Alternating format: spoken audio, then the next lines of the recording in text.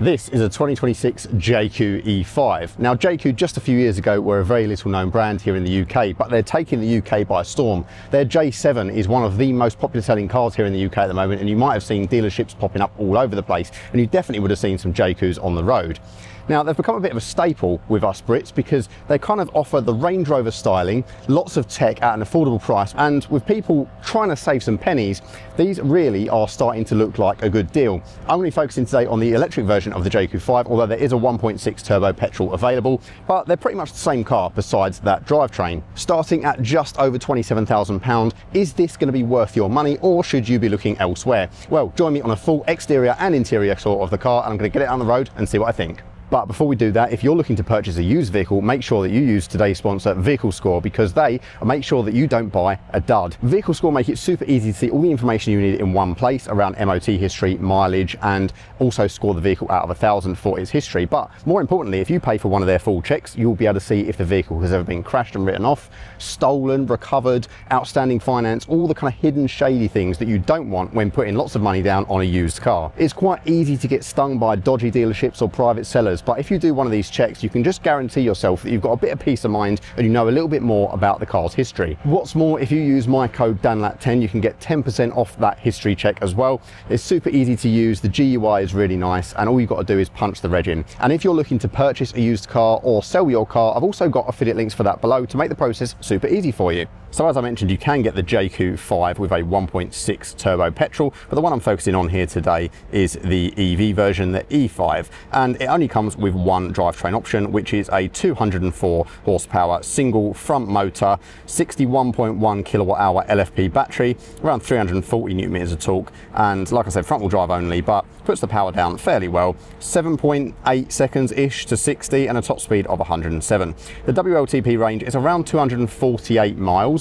I've achieved probably more like 220-ish, so it's not a particularly long range car. DC charging isn't the fastest though, only up to 80 kilowatts, so also factor that in if you're going to be doing long distances. What's also nice and easy is there are only two trim levels to choose from. So you get the Pure for £27,500, which includes pretty much all of your ADAS stuff as standard. It's got all the bells and whistles when it comes to driver assistance features, a 13.2-inch touchscreen, 18-inch alloys, digital driver's display, wireless CarPlay and Android Auto, a 360 cam as standard, adaptive cruise control, heat pump with heated front seats and vehicle to load. So actually the spec sheet is pretty good from the off.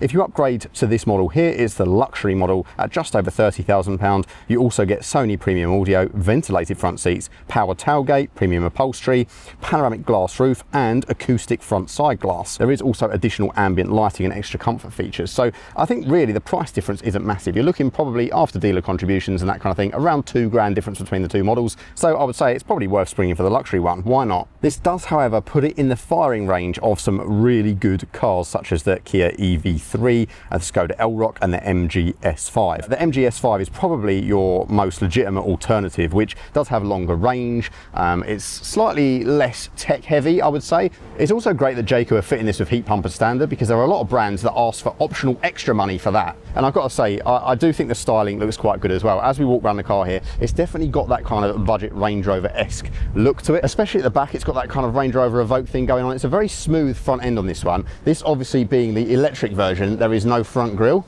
so the standard car has quite a prominent front grille, same as on the J7. And as I kind of zoom in here, you can see we've got this nice glass panel effect with the Jaecoo badging up the front. You've got these integrated LEDs which say LED tech on them. These do look very Range Rover as well, which is pretty cool. It says high tech in there as well. I don't know why there's all these weird inscriptions on them, but yeah, they're pretty good. You've also got the turn signals integrated into there, but they don't change from the side lights, annoyingly. But yeah, down here we've also got BEV, so battery electric vehicle moniker down there, and you've got one of the cameras there. You can see this is finished in a metallic paint, but it is like a kind of a flat grey, which is pretty nice, to be fair. I think it's quite a modern paint. The colour that you see here, by the way, is zircon grey, which is a £500 option. It's quite a nice front end design. It's got almost like a blocky Lego finish to it, I think. And whilst I kind of prefer the ones with the front grills, I think this looks pretty good in this colour especially. And as we go down the side of the car, again, you see it's kind of very Range Rover in its appearance, and I think a lot of people are drawn to these cars because of that. We've got the charge port up here, and it is a motorised charge port, which is quite unusual on a car of this price. So it's got actually a button there to close it up as well. And then, as you can see on this one, we have the alloys, so 18-inch alloys is a standard across the range. Definitely it would benefit from some slightly larger ones in terms of appearance, but in terms of range and comfort, these are good. And it's fitted with Continental tyres from factory, which I was quite impressed with. I was expecting it to have some weird budget brand on that I've never heard of, but actually they've done pretty good by fitting that. And as we head to the back of the car, you can see we've got this kind of roof spoiler area here, which is quite interesting. Actually, there is, you might not be able to see it properly, but there is a wiper hidden under there. So that's pretty cool. That's nicely integrated, and it means that it's going to be practical for UK drivers in the winter. And then as we head around the back, you can see we have the Jaecoo moniker back here, and we've got some nice LED tail lights which are integrated. So again, you've got an inscription that says LED technology, and then you've got the LEDs that run along, and actually the indicators back here are a little bit nicer as well. You've got the Jaecoo 5 badging. There's no crazy trickery down here. You've got a deflector, but what you might be able to see, if I can get the camera to focus, is it does have independent rear suspension, which definitely has been done to assist with the handling and ride. And like I said, this top end luxury model has the acoustic glass at the front as well, which just makes it a little bit more isolating, which definitely adds to the kind of premium fit and finish of the interior.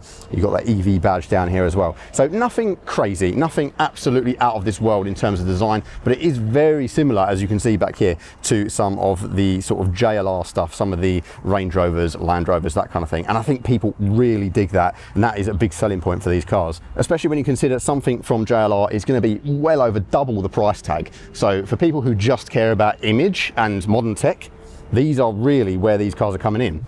So as we approach the Jaecoo, it will automatically unlock on the key. So I've got the key in my pocket, which is just a standard key receiver. It's a little bit on the kind of creaky side, but it gets the job done. And as we step inside, you can see here we've got a pretty decent set of materials in this car, to be honest. This is quite a minimalist interior, but not in a bad way. Not an awful lot of physical controls, but there are some which we'll get into in a bit. But you'll notice actually material quality pretty good on this one as well. If I roll the window down, you'll see, because this is the luxury trim, we've actually got this laminated glass here. So you've got like the 2 layers of acoustic glass, which does make a difference definitely in terms of the road noise. And this material up the top is squidgier than in most kind of normal cars, really, like the sort of cars you come to expect from the big brands. These materials I think are a little bit better actually. You've got a little bit of padding here for your elbow, and you've got some contrast blue stitching which runs along the door. You can see this one's got ambient lighting, which is set currently to green, and this kind of brushed wood aluminium sort of effect. I don't know what it's supposed to be. It looks kind of like a brushed dark wood. It's quite a nice touch. And then some nice switches for your mirrors and your windows and so on.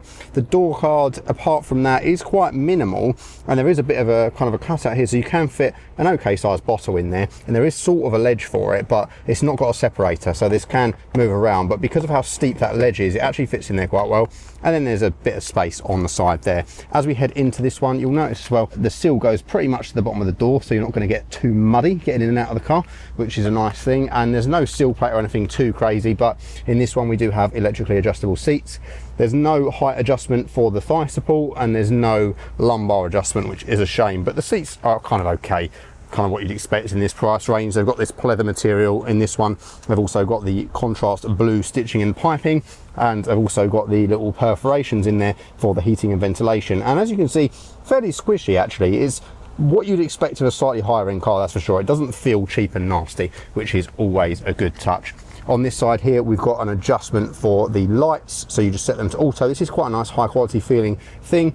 And then you've got a floor mounted accelerator pedal and some Jaecoo branded floor mats. You'll notice as well in here, it's quite open. You've got this large center area which houses USB-A and USB-C, as well as your standard 12-volt socket. So a little bit of storage down there, which is a decent touch. And if I step in now, I'll show you around a little bit further. So looking around in here further, it's quite a nice layout. You also have behind this screen a little storage area there as well, so you can put like a phone. It's like a rubberized area, so that's quite nice to have as well, especially for, you know, if there's a passenger who wants to put something there. But you also have down here a wireless phone charger up to 50 watts with a bit of ventilation, and then a separate little bit for another phone there as well. And as you can see, it's a mix of materials, but they're all fairly nice quality. Up here on the dash, all squidgy and textured, which is lovely. You've got this kind of mesh panel here, which is sort of piano black, but not, it's forgivable. and some nice vents which you can adjust. They don't feel particularly exciting or high quality, and this isn't like a knurled aluminium that you might think it is plastic, but it's designed to look that way, which is quite nice. Full size glove box down this side, and it has a safety hammer in there, which is a cool feature. And yeah, overall quite a nice and pleasant place to sit. As you can see, we've got two main screens here. So the one in the middle is the star of the show, and you'd expect this sort of system from BYD, Tesla, all the other big brands that do kind of electric cars. This is very similar. So there's lots and lots of different stuff on here. There's even a karaoke mode which allows you to use microphones with it and sing on the outside of the car. It's got speakers outside. So this is going to be very familiar to you if you're used to something like a Tesla or a BYD or something like that. Very, very easy to use interface. Lots of kind of mobile phone like controls. It's quite easy to get to grips with, and you'll be able to see you can even set the height of the tailgate opening, the brake sensation modes, all the driver assistance stuff. So I would definitely recommend coming into here and turning off the sound for the speed limit assist.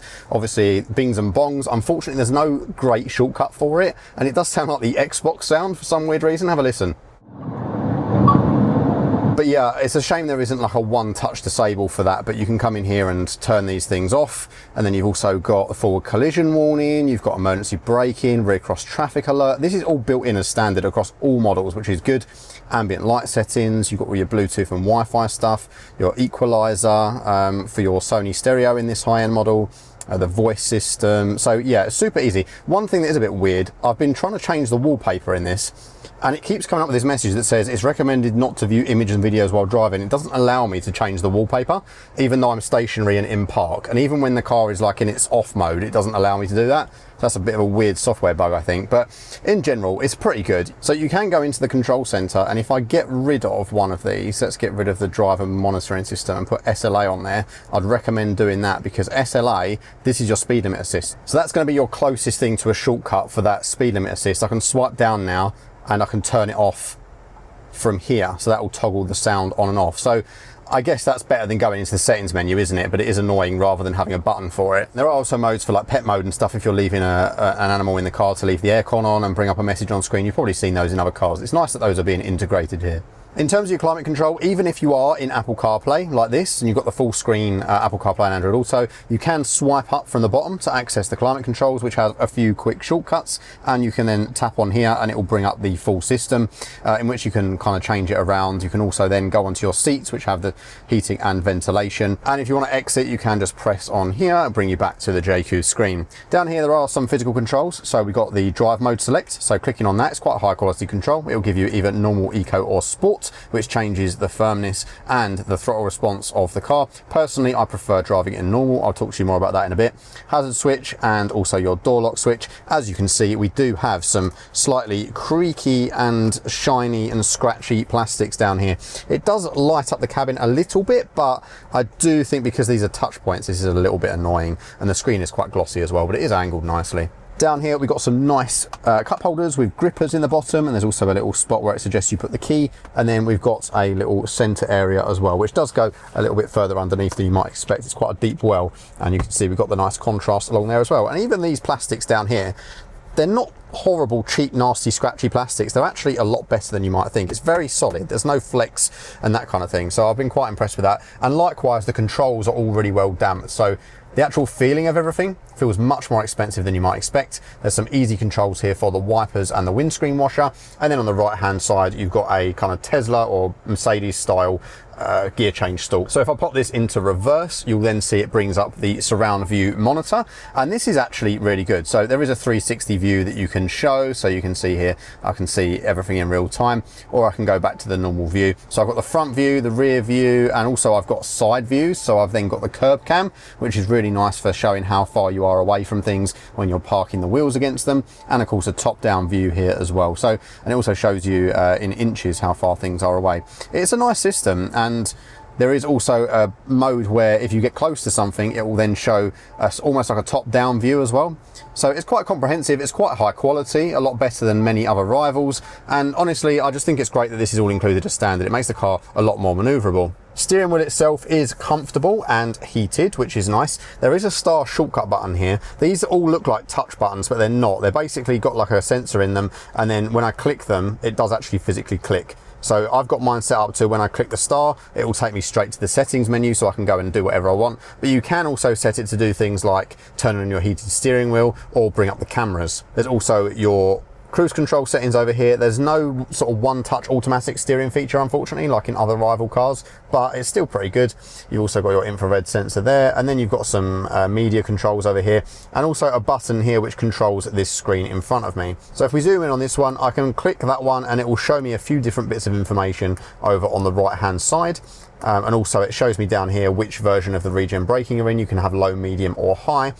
And yeah, there's a few bits that you can choose from in terms of looking at the efficiency and that kind of thing. I do think this is quite a busy display though. It's better than not having one, but it does kind of have lots of icons and things to do with the ADAS over here, which I do find a little bit fussy in terms of the way it reads out. But it is, you know, it's a nice display. And also these do automatically go into a dark mode, or you can choose to put it in there permanently, but I've got it set to go into dark mode at night time. There's also contrast stitching and a flat bottom on the steering wheel, as well as this kind of almost like piano insert here, which is quite a nice touch. Makes it look a little bit higher end in my opinion in terms of the design. Up top here we've got what they call a frameless rear view mirror, but it's actually got like quite a large kind of translucent shell on it, which is a bit weird, and a large C-pillar, but obviously you've got decent sized door mirrors with blind spot monitors on as well. And then up here we also have some integrated lighting, which is LED, so that's a nice touch as well. This all feels fairly high quality. And then up here we've just got some standard lights. There's no fancy controls for this, it is just one button, and this is probably the cheapest feeling point of the car, but it doesn't need to feel great, does it? It's not the most used touch point. Weirdly though, even though this only has a sunshade and not an openable sunroof, there's still a dead switch here for what would have been a sunroof, and this one, if you pull that back, it then opens electrically the sunshade on this luxury trim model, which yeah, adds a lot of light into the cabin. You can see it is all one large piece of glass. It really does make things a lot more light and airy, even with this light headliner. Just, yeah, look at the amount of space and openness that creates in here. I think it is really nice. But it is one of those ones where when you turn the car off, it will automatically close itself, but I guess that's good for keeping the heat out. So yeah, overall, a fairly nice design in here. Nothing groundbreaking, but I am impressed with the quality overall. Considering the price of the car, it's up there with your big brands, you know, your Toyota, your Ford, all that kind of thing, your mainstream stuff. It's not going to be on par with the luxury stuff. And it's not as nice in here as something like a Geely, for example, but it is still a lot nicer quality than you might expect, and all the touch points feel pretty nice. There's a few little oversights that I don't like, but I'd really be nitpicking at this price point. Stepping into the back of the Jaecoo 5, the door pockets back here are pretty generous as well, as you can see, quite a large pocket in the back, and the materials are the same. The only downside is at the top here is now scratchy plastic instead of the nice squishy materials up front. It's very common for them to do this on cars to just save a bit of money, but it does look the same. It's got the same pattern to it, it's just not as nice as in the front. And back here things are fairly decent. We've got a 60-40 split, which I'll show you shortly. We've also got a pull down armrest with some kind of static cup holders in, and it's a little bit disappointing in terms of this center console area because it only has one USB-A and one vent, so you've got to fight over both of those, and some relatively small pockets in the back of the seats with no like phone holders or anything like that. So it is fairly basic, but you know, it's still not too bad at all. And as you can see, we've got floor mats back here, the same contrast stitching and piping. And in terms of Isofix, it is also the kind where you just flip them up, which I quite like, because it means that not only are you not going to damage this too much because it's quite clear where to put them, but also these aren't going to come off and get lost. When you're actually sat back here as well, obviously with this luxury model with this pan roof, just gives you a nice overview of the cabin. It's a nice airy and light place to be. Just feels like very spacious. So heading into the back of the E5, I've actually got this in my driving position at 6 foot, and like I said, it is slightly a strange driving position, but it still gives me enough room back here. Because the battery pack is quite high, it does mean that my legs are raised quite a bit, but the thigh support isn't terrible. It would just be nice if this sloped up a little bit higher. But generally, the space isn't too bad, especially having a sunroof in here. I've still got a good couple of inches of headroom. Obviously, I can pull this down and get comfy here as well. There's a bit of a lack of amenities back here, but in this price range, it's not really the end of the world, is it? The most important thing is it's fairly supportive as a seat and quite comfortable. I'd have to probably stretch my legs legs out a little bit though to get fully comfy. This one being the battery model, there is pretty much a flat floor back here. There's a tiny little hump in the middle, but I could get away with sitting in the middle if I wanted to, but because of how narrow the car is, 3 adults, I would say it's probably not too practical. The kiddies will be fine though. So yeah, not a terrible experience at all. I'm fairly impressed with the space. Obviously there will be rivals that offer more versatile seat adjustment and that kind of thing. There's nothing really that I can do or change here. However, it will get you by. It's just not the best in class. So tailgate then, it is on an automatic electric opener, which is always a nice touch, and it has a super nice easy parcel shelf. It is literally just these 2 toggles here, so 1, 2, and then you just give it a little bit of a tap and the whole thing will come out. Unfortunately though, it is a bit cumbersome and large and doesn't fold or anything like that. And I have checked, you can't really fit it under the boot floor. So you'd have to either slide it down the side or obviously just toss it away entirely. So with the parcel shelf removed, you can see that we've got a nice easy to load area. It's a flat load lip, and this is a slightly adjustable boot floor as well, with what would be a space saver in the bottom there. In production cars, it's just that this being a press fleet vehicle, it doesn't have that. So I've just put the charging cables in there out the way for now. But there is also netting on either side, so you can store bits and bobs in there. And there is also a power outlet here, and also some little pop down shopping hooks, which is a nice touch in a car of this class. The 60-40 split provides a decent amount of space as well. If I press there, it's nice and easy to put these down. Unfortunately though, the seat belts are prone to snagging, so it does mean that hopefully you can get them to rest on there so that they don't snag when you put them back up. But it does give you quite a nice large open area. As you can see, it's quite a wide opening, and because it's quite tall as well, it means that you're going to be able to fit quite large boxy items in there. If we head round to the side and I'll show you what the slope is like, you are limited a little bit by the fact that these seats are quite high up. But this is also quite a nice wide opening door, and so when you go in here you will be able to fit some larger items. It's just a shame that these don't fold a little bit flatter like in some alternatives. I really like, for example, in Hondas, the way the Magic seat system works, where it kind of folds the seats completely flat, but we don't have that here, so it's a little bit limiting. But as I said, still quite a large space overall, but think very similar to something like an Evoque. I think I'm going to get lucky this time with the seat belts. They're not going to snag because they rested on the seats, but obviously if they were to slip off, you would end up having to manually push these out. But yeah, it's not too bad. Yeah, so I managed to do that one without snagging as well on the other side. So actually not as bad as I thought, but still it would be nice to see some runners or something on here. There is also a frunk area. You have to pull this lever twice. It's not an electronic release, annoyingly, like in a Tesla or something like that. But, you know, it's still a storage space that you might not be expecting to have. So we pull the bonnet up here. It is on gas struts, which is a nice touch. We've also got a nice, easy place to refill the washer fluid, and also the brake one as well there. There is also a little port here, which you can access the coolant. There's lots of little service holes that you can access various different things, including the fuses, the battery. But there is also this little storage well, which could be useful for like your charging cables and that kind of thing. But there is also a little bung in here that you can remove, which is a drainage hole. So if you put anything in here that's a bit wet, it will drain through, which is a nice touch. So off out driving in the E5. Well, if I stamp on it, you do get a little bit of wheel spin where it struggles to put the power down through the front wheel drive, but it's not the end of the world. You might notice as well that if stones kick up, you do hear that quite a bit through the chassis, which is the one kind of bugbear I found in terms of the actual ride. Getting up to speed though, whoa, there is a little bit of torque steer if you just suddenly plant the foot, which is a little bit disconcerting, but you can obviously modulate it and just learn that.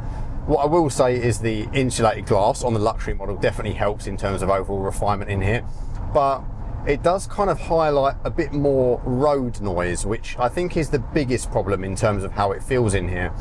It's not terrible, and obviously once you've got your stereo cranked anyway, you're probably not going to be that bothered by it, but it's just something worth noting that there are some other cars that just do it a little bit better. So I'm in the normal drive mode. If I just stomp it away from the lights, it's not terrible, but you can see it does slip a little bit. I am super impressed with the quality of everything you touch in here though. It does feel very, very well put together for what it is. Especially the indicators. I like that there's no fancy trickery, they are just normal indicator stalks. I think that's super important. So joining the motorway, visibility is pretty good. Got a good view out of these nice wide mirrors as well as the blind spot monitors. And yeah, enough shove to get yourself out of a tricky situation. It's definitely enough power for your day to day for sure. Even I'm at 60 now, plant my foot, there's 70, easy. It doesn't do much tugging you in lane. There's not much in the way of auto steer and correction. So if you're used to cars that have that, this is seemingly less invasive, but it does do lots of binging and bonging by default. But it's quite comfortable on a motorway cruise like this, but it can feel a little bit floaty. You know, it can feel a little bit like I've got to make some adjustments to the steering because the car's wobbling around a little bit. It's very soft from side to side, so that is something that you probably notice if there's lots of dips and crevices in the roads. The driving position is slightly odd as well. I can kind of get it into a higher position that I like, but I can't see the corners of the car too well because it's very bubble shaped, and I can't rest my elbow nicely either. It's just not in the right place, and I feel a little bit cramped on this side. But yeah, I mean, it's forgivable, and I guess part of it is due to the fact there's no raised thigh support available, so if that adjustment was there, I could probably get myself into a slightly lower position and be more comfortable. I really do love having a vertical display though. I think it makes the navigation apps just look a lot easier to use. You can see further ahead, and you can see better details as well when it comes to the lanes and things like that. Yeah, I just think in general it's a nicer layout. I'm not too fussed about watching widescreen Netflix content on there and that kind of thing that you can in other cars. I just don't really do that. So I guess your mileage may vary. BYD do quite a good thing with their rotating displays where you kind of get the best of both worlds. Obviously, being electric, this model as well, you've got a nice sort of torque off the line, and in any situation you may need it.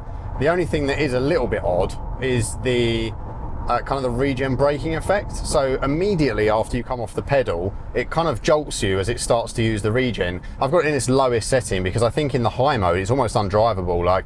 And even sport mode is the same. It just kind of lurches you around. As soon as you come off the pedal, it's instantly trying to brake. And it doesn't have a full one pedal drive feature either. You still have to use the friction brakes right at the very end.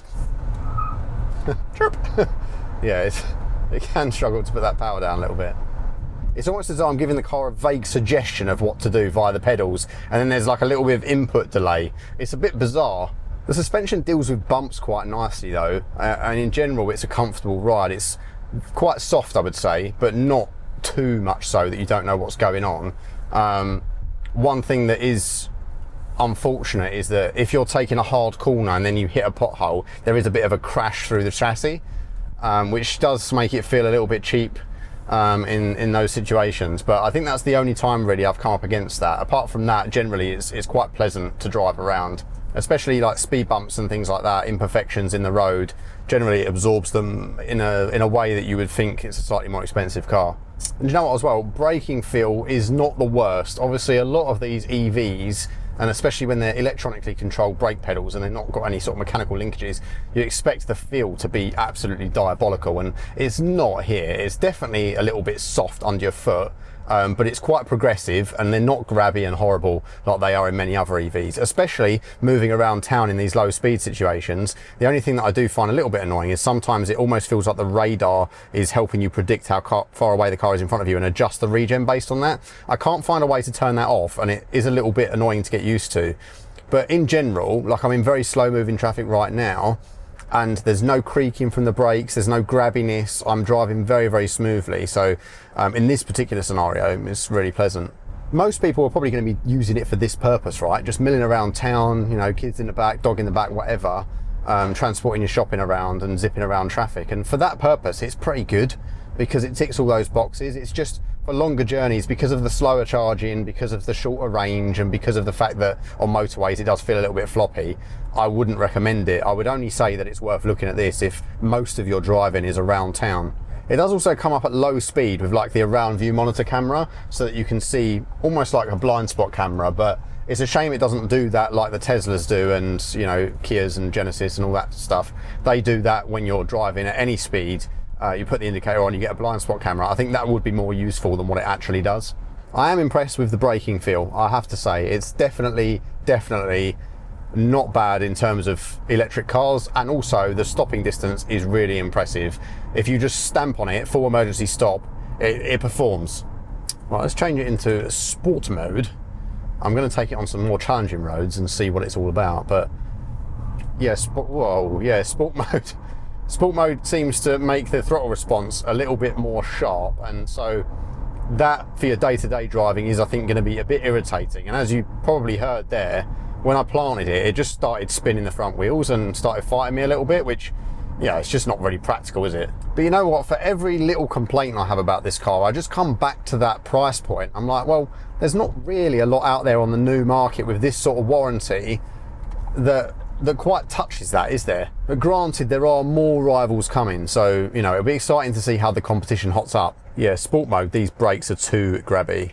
I'll put it back into like eco mode or something. Yeah, just, and again, you can customize all this a little bit in the settings, but I just personally think that eco or normal mode provides the smoothest and easiest driving experience. I think sport mode is a little bit too responsive and nauseating for you to actually enjoy using. Like, look at when I press the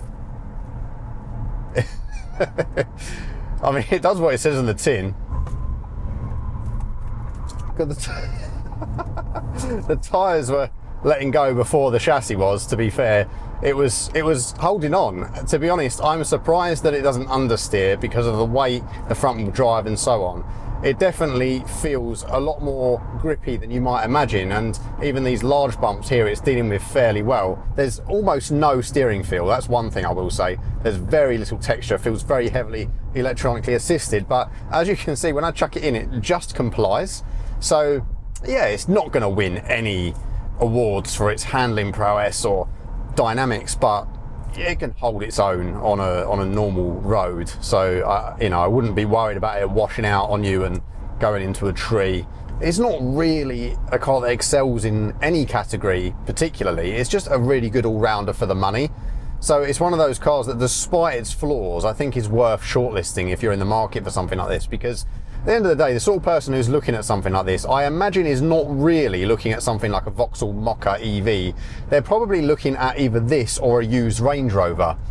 And if you buy a used Range Rover for £27,000 instead of one of these, it's going to spend all of its time in the garage, and you're going to spend all of your time driving a Vauxhall Corsa courtesy car anyway.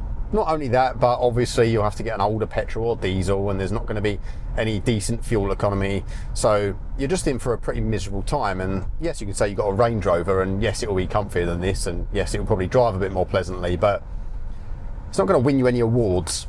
Let's go for a cheeky 3-point turn here, I think with the top-down cam as well.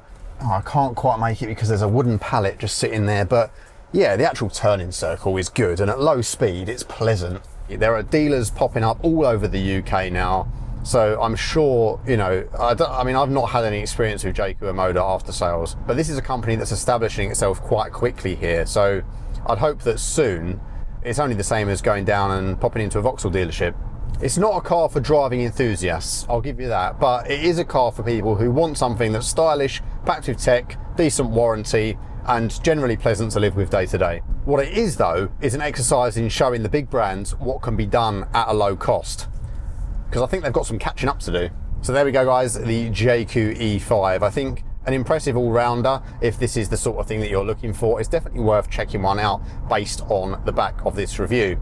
If you want a review of any of the rival cars, I've got plenty on my channel, and if you're looking to purchase a used car, of course, use all my affiliate links in the description below where we can help you out. Thanks to Jaecoo for sending me out the car, I really do appreciate it. Thanks to you guys for watching, and I'll see you in the next one. Bye bye.